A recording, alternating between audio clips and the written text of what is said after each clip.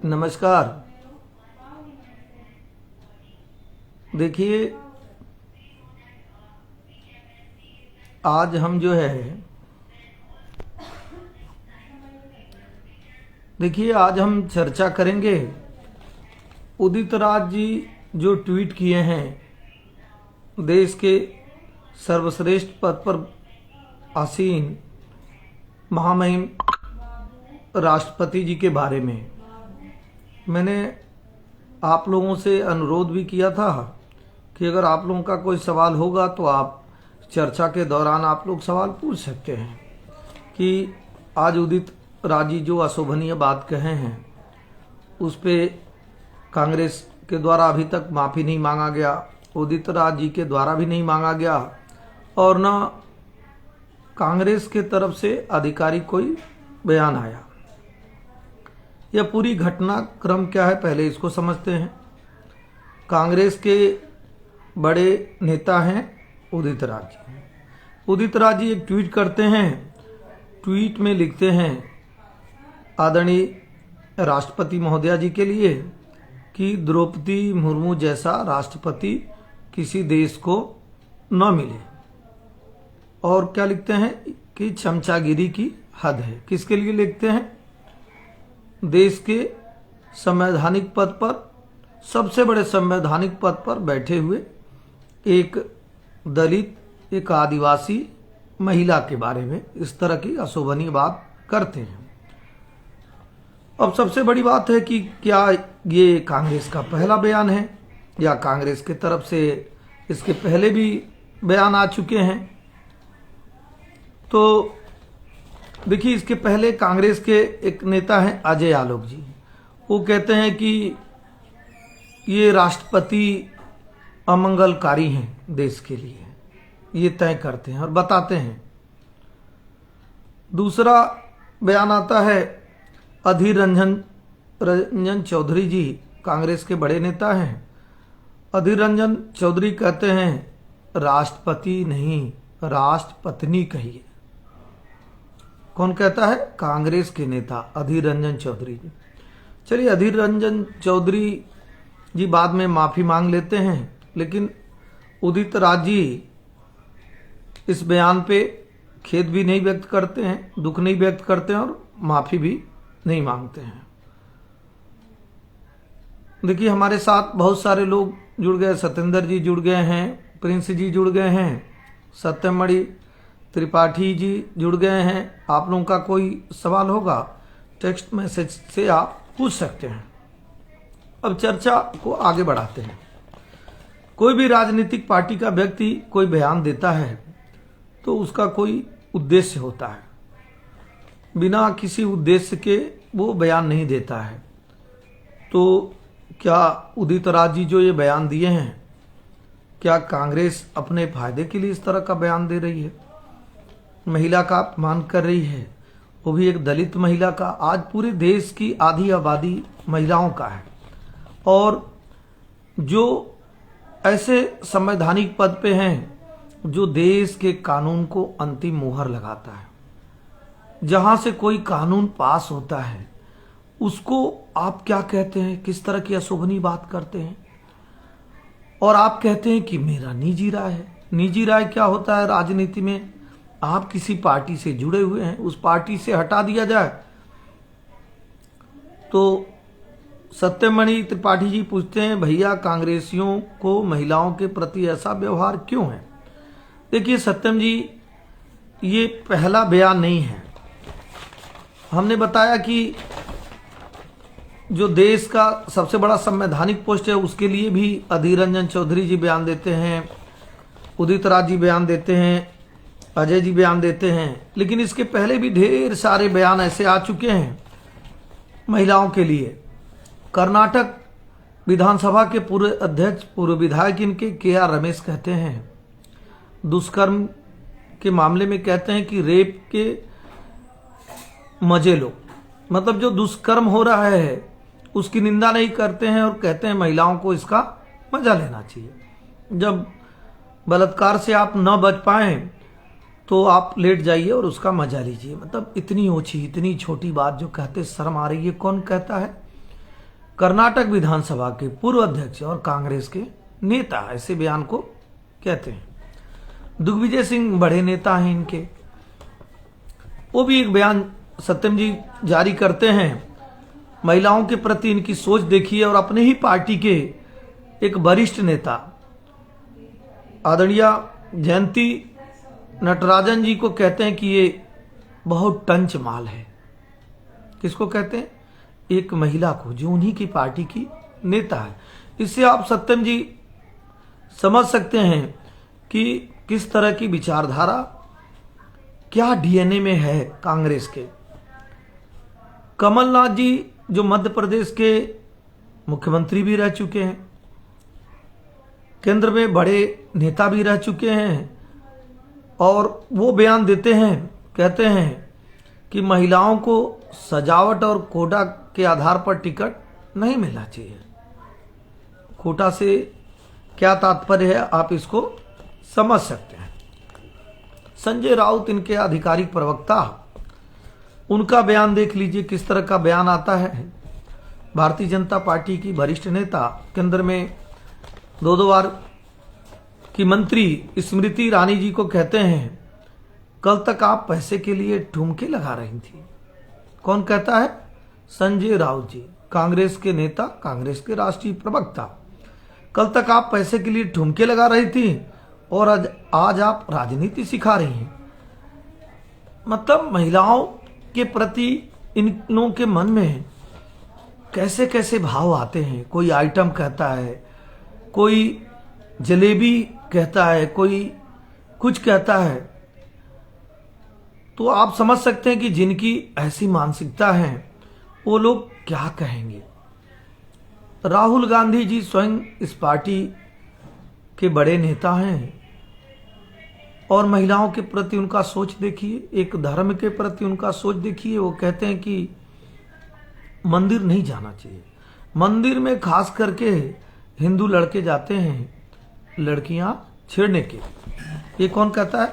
राहुल गांधी। इस तरह से अनगिनत ऐसे बयान हैं, कितना गिनाया जाए, जिसको कहते भी शर्म आ रही है। महिला हमारी माँ है, हमारी बेटी है, हमारी बहन है। और राजनीतिक पार्टियों का बयान दूसरे तौर तरीके का होता है। निश्चित तौर पर लोग राजनीति करते हैं और एक दूसरे को नीचा दिखाने के लिए बयान देते हैं। लेकिन आप सोचिए, देश की राष्ट्रपति, वो भी महिला, वो भी दलित समाज से, आदिवासी समाज से, उनको आप इस तरह से, उनके बारे में इस तरह से बयान देते हैं। और कांग्रेस का चुप रहना, अभी तक बयान नहीं देना, जिस पार्टी की प्रमुख नेता ही महिला है, आदरणीय सोनिया गांधी जी उस पार्टी की प्रमुख नेता है और बहुत दिन से कार्यकारी अध्यक्ष भी हैं। उन्होंने भी अभी तक ये नहीं कहा कि ये गलत बयान है, ऐसा बयान नहीं देना चाहिए। ये क्या दर्शाता है? ये दर्शाता है कि यही कांग्रेस का वास्तविक चरित्र है, यही कांग्रेस का वास्तविक चेहरा है जो आज दिख रहा है। आप भारत जोड़ो यात्रा पे राहुल जी निकले हुए, क्या बिना आधी आबादी को साथ लिए कौन से भारत को आप जोड़ने का कार्य करें? महिलाओं को अपमानित करने का कार्य करेंगे, महिलाओं पे अभद्र टिप्पणी करेंगे। आज पूर्णतः 2 प्रदेशों में इनकी सरकार है, छत्तीसगढ़ और राजस्थान। राजस्थान में इनके 3 मंत्री और मंत्रियों के लड़कों के ऊपर दुष्कर्म की घटना का आरोप है, दर्ज है। वहां पे एक बार भी आप कुछ नहीं बोलते हैं। ये इनके दोहरे चरित्र को दिखाता है। दूसरे प्रदेशों में आप बयान देते हैं, निश्चित तौर पे कहीं कोई घटना होती है तो राजनीति के हैसियत से और राजनेता के हैसियत से भी बयान देना चाहिए। लेकिन जब आपकी सरकार जहां पे है वहां ऐसी घटना होती है, उसकी आप निंदा तक नहीं करते। और आदरणीय राष्ट्रपति पूरे देश की होती हैं। मैं कहता हूं कल को कोई कानून बने तो आप उसको भी कह देंगे कि ये भारतीय जनता पार्टी की कैंडिडेट थी, इसलिए ऐसा कानून बना। मतलब जो संविधान ने जो पावर दे रखा है, संविधान के नाते जो एक गरिमामयी पद है, आप सत्ता की लोलुपता में। बाल मुकुंद जी बहुत बहुत सादर प्रणाम आपको, राजू गौड़ जी आपको भी नमस्ते, विनोद सिंह जी आपको भी नमस्ते।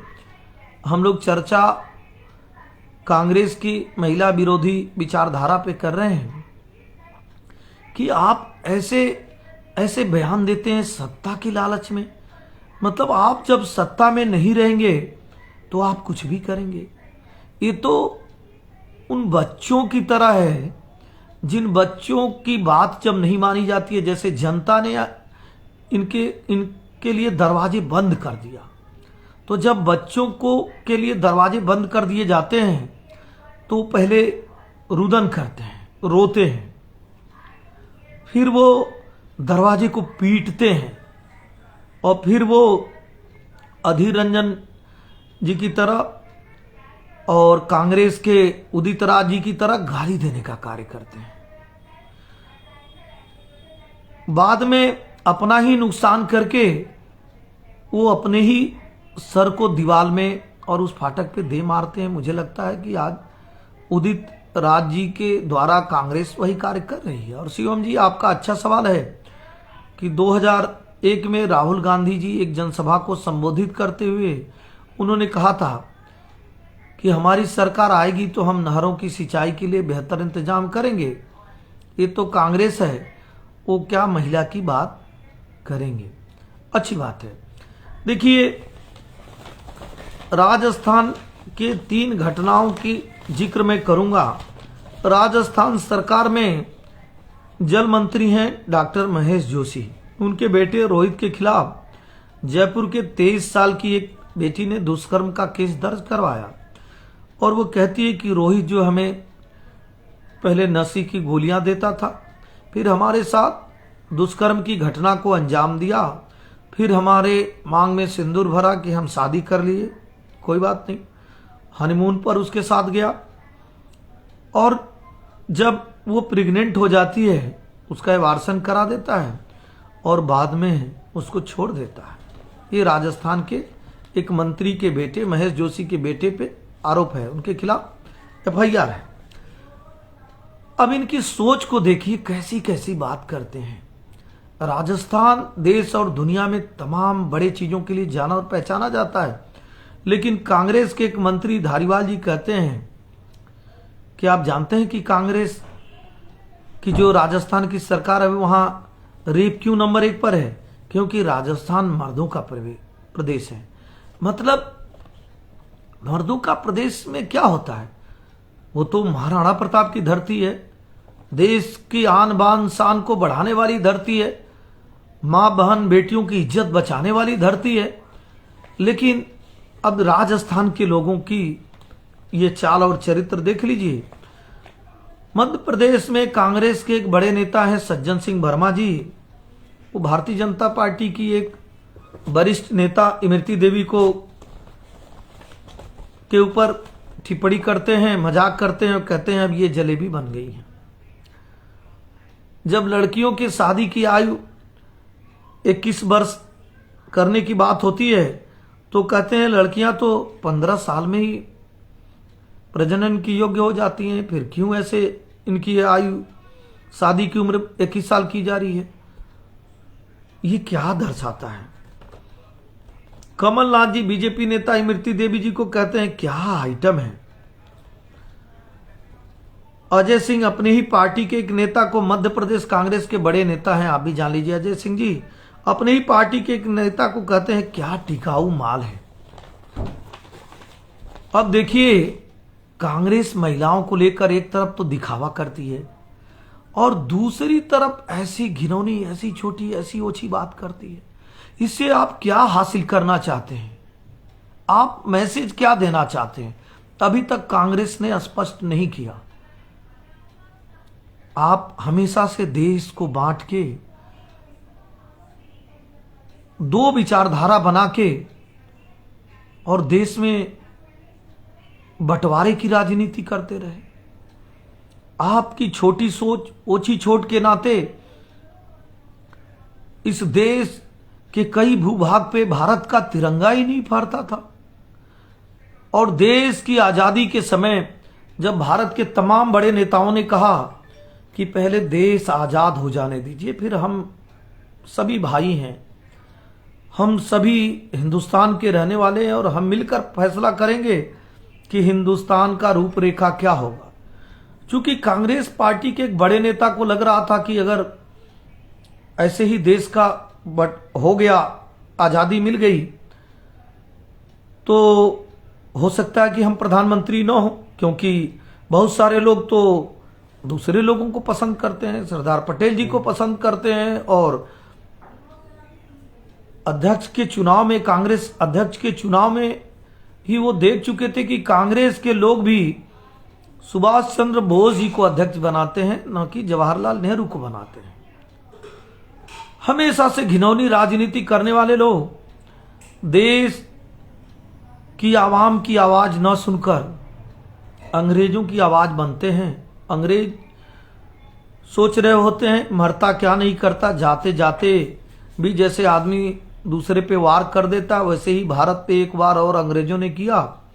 और उन्होंने एक प्रस्ताव रखा, उस प्रस्ताव को जीना चाहते ही थे। नेहरू जी ने भी यही सोचा कि कम से कम हम रह जाएंगे और पूरे देश में 8 से 10 लाख हिंदू और मुसलमान मिलकर मारे जाते हैं। ये कांग्रेस की का चाल है, ये कांग्रेस का चरित्र है, ये इनके राजनीति के स्वरूप है।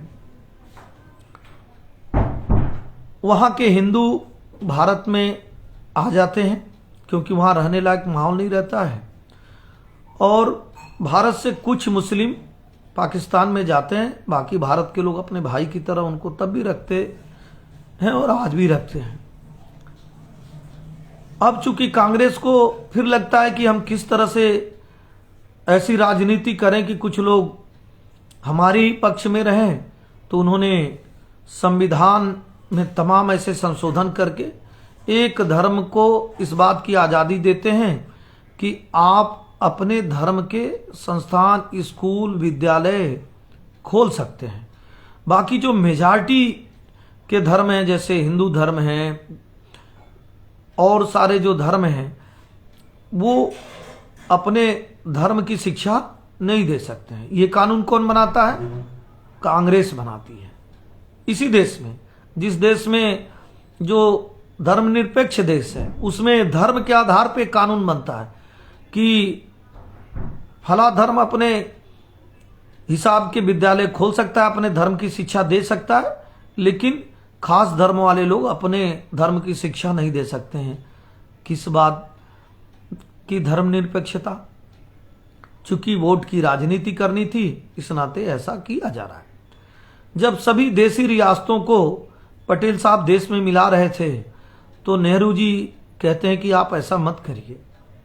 जब नेहरू जी कहीं बाहर गए रहते हैं और प्रधानमंत्री का भी चार्ज कुछ दिन के लिए पटेल जी के पास रहता है, वो हैदराबाद पे चढ़ाई करके और हैदराबाद को मिला लेते हैं। उसके बावजूद भी ये लोग कोशिश करते हैं और अलग अलग नियम बनाते हैं कि कैसे किसी को तोड़ के फोड़ के आपस में मिलाया जाए। देश की संपत्तियों पे भी एक खास धर्म के अधिकार को बनाते हैं और बताते हैं। देखिए, हमारे ऋतिक भाई कह रहे हैं कि भाजपा झूठी पार्टी है। ऋतिक भाई, हम आपकी बात से नाराज नहीं, आपने अच्छा कमेंट किया। आप देखिए कि झूठी पार्टी है कौन? जिसने भारतीय जनता पार्टी जब सरकार में नहीं थी, हम झूठ बोलते हो, सही बोलते हो, हम ये कहते रहे कि भगवान राम का भव्य मंदिर बनना चाहिए। ऋतिक जी, आप बताइए, क्या हम कभी उससे बदले? लेकिन झूठा उसको कहेंगे जो भगवान के अस्तित्व को ही नकारता था। कांग्रेस भगवान के अस्तित्व को ही नहीं मानती थी, लेकिन बाद में कहते हैं कि राम जन्मभूमि का ताला हम खुलवाए। हम चाहते थे कि भगवान राम का मंदिर बने। जो 8-8 वकील खड़ा करते थे कि भगवान राम का मंदिर ही नहीं बन पाए। ऋतिक जी, इसको झूठी पार्टी कहते हैं, कांग्रेस को झूठी पार्टी कहते हैं, क्योंकि वो झूठ बोलते हैं। और हमने कहा कि इस देश में 2 विधान, 2 प्रधान, 2 संविधान नहीं चलेगा। और आप देखिए, जब हमारी सरकार आई तो हमने उसको समाप्त करने का कार्य किया, क्योंकि रोजगार हमारा आंतरिक मामला है। लेकिन जम्मू कश्मीर का जो मामला था, बेशक हम कहते थे हमारा आंतरिक मामला है, इसको यूएन में उठाने का कार्य कौन किया? कांग्रेस। जो हमारा आंतरिक मामला था उसको भी नहीं मानते थे कि हमारा आंतरिक मामला है, उसको भी ले जाकर यूएन में उठा देते थे। तो इस तरह से देश के बंटवारा में भी गलत भूमिका निभाने वाले, और कांग्रेस का उदय ही अंग्रेजों ने इसीलिए किया कि 100 साल तक और देश में राज कर सके। 100 साल पहले देश आजाद हो गया होता, लेकिन अंग्रेजों के द्वारा बनाई हुई ये पार्टी 100 साल तक अंग्रेजों को और स्थापित की यहाँ पे। और तमाम जो बड़े नेता थे वो फॉरवर्ड ब्लॉक बना लिए, कोई गरम दल बना लिया, बाल लाल पाल उसमें से अलग हो गए, सुभाष चंद्र बोस जी अलग हो गए। जब उनको अध्यक्ष बनाया गया तो ये लोग तैयार ही नहीं हो रहे थे। तो इस तरह से ये कांग्रेस का चरित्र रहा है। और आज मैं यही बताना चाहूंगा कि इतने बड़े संवैधानिक पद, जो सर्वोच्च पद होता है देश का, राष्ट्रपति का जो पद होता है, वो मीडिया का ध्यान आकर्षित करने के लिए, सस्ती लोकप्रियता पाने के लिए, कांग्रेस में अच्छे पद पाने के लिए उदित राज ने जो आज निंदनीय कार्य किया है, उसकी हजारों लाखों शब्दों से उसकी मैं निंदा करता हूं। और ये मांग करता हूं कि उदित राज को माफी मांगना चाहिए, हमारे देश के लोगों से माफी मांगना चाहिए, महिलाओं से माफी मांगना चाहिए, आदिवासी जनजाति समाज से माफी मांगना चाहिए। आप तो एक पढ़े लिखे लोग हैं, आप कोई अनपढ़ गंवार तो है नहीं कि बिना सोचे समझे आपने बयान दे दिया उदित राज जी। और आप स्वयं कह भी रहे हैं कि यह बयान जो है मेरा निजी बयान है। निजी क्या है? आपकी हैसियत क्या है? अगर आपको कांग्रेस से हटा दिया जाए तो आपकी हैसियत क्या है? आप क्या हैं? आप स्वतः चाटुकारिता के दम पे, 24 घंटे चाटुकारिता के दम पे पद पाए हुए हैं। आप कोई आप्त पुरुष नहीं है, लेकिन आप इस तरह से संविधान को, देश के सबसे मर्यादित पोस्ट को कृपया बदनाम करने की कोशिश न करें। मैं आप लोगों का कीमती 10 मिनट का समय लिया। जो भी बड़े भाई, मित्र, स्नेही, सज्जन हमसे जुड़े रहे,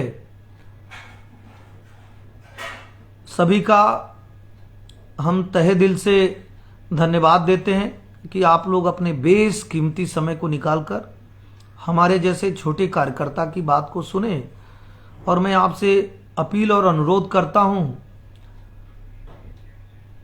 कि जितना हो सके कांग्रेस के गलत नीतियों का अपने स्तर पे भी आप लोग विरोध करिएगा, अपने अगल बगल के लोगों को बताइएगा कि सत्ता से बाहर होने के नाते किस तरह से छोटे बच्चे की तरह दरवाजे पीट रहे हैं, रो रहे हैं, गाली दे रहे हैं, सर पटक रहे हैं, देश को बदनाम करने का कार्य कर रहे हैं, संविधान को बदनाम करने का कार्य कर रहे हैं। निश्चित तौर पे इन्हीं सब बातों के साथ मैं आप लोगों से क्षमा चाहता हूं, विदा लेता हूं, आप लोगों को नमस्कार करता हूं। फिर अगले सप्ताह किसी और अच्छे विषय पे आप लोगों से मुलाकात होगी।